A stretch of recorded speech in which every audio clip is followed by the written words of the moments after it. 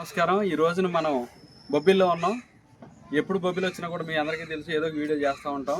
ఈ రోజు ఏంటంటే బొబ్బిలికి సంబంధించి 1757లో బొబ్బిలి రాజులకి, అదేవిధంగా పక్కన ఉన్నటువంటి రాజ్యం అయినటువంటి విజయనగర రాజులకి మధ్య జరిగినటువంటి బొబ్బిలి యుద్ధం ఏదైతే భీకర పోరాటం ఉందో దానికి సంబంధించినటువంటి యుద్ధానికి సంబంధించి స్మారక స్తూపం ఏదైతే నిర్మించారో ఆ స్తూపం దగ్గరికి మనం వచ్చాం.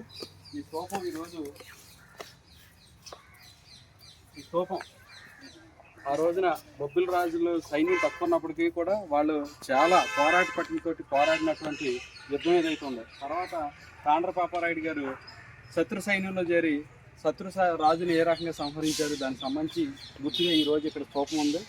ఇంతకుముందు అక్కడ కోట ఉండేది, అదంతా కూడా కాలక్రమేణా బ్రిటిషర్స్ టైంలో అది కూల్చేయడం జరిగింది.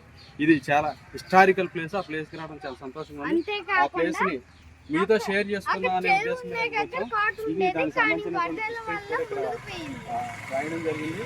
ఇది అందరికీ రైట్ చేస్తారని ఆశిస్తూ థ్యాంక్ యూ.